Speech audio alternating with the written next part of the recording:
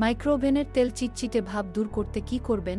খাবার রান্না করতে বা গরম করতে গিয়ে তেল ঝোল ছিটে পড়ে মাইক্রোওভেন তেল চিটচিটে হয়ে যায়। এছাড়া খাবারের ভ্যাপসা গন্ধ হয়ে যায় নিয়মিত ওভেন ব্যবহার করলে। ঠিকমতো পরিষ্কার না করলে জীবাণু বাসা বাঁধতে পারে ওভেনে।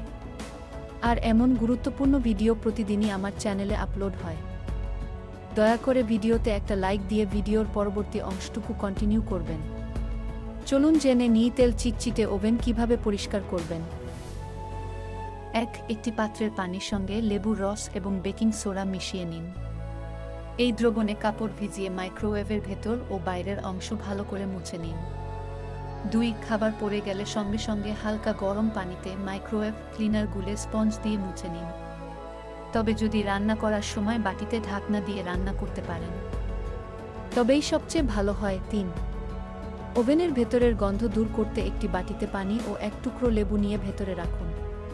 কিছুক্ষণ চালিয়ে রাখুন, ওভেন দূর হয়ে যাবে গন্ধ। ৪. একটি মাইক্রোওয়েভ নিরাপদ বাটিতে সমপরিমাণ পানি এবং সাদা ভিনেগার মিশিয়ে নিন। মাইক্রোওয়েভ ৫ মিনিটের জন্য উচ্চতাপে গরম করুন।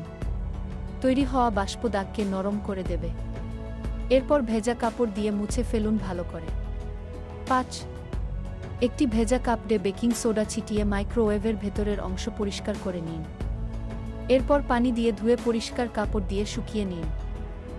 ৬. গরম পানির সাথে কয়েক ফোঁটা ডিশ সোপ মিশিয়ে নিন। এই দ্রবণে একটি কাপড় ডুবিয়ে মাইক্রোওয়েভের ভেতরের অংশ পরিষ্কার করুন। টার্নটেবল বা কাচের ট্রে বের করে উষ্ণ সাবান পানিতে ধুয়ে ফেলুন। মাইক্রোওয়েভে আবার রাখার আগে ভালো করে শুকিয়ে নিন।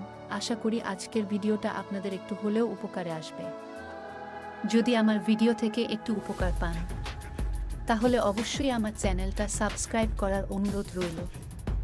আবার দেখা হবে নতুন কোনো ভিডিও নিয়ে। সেই পর্যন্ত সকলেই ভালো থাকুন। আল্লাহ হাফেজ।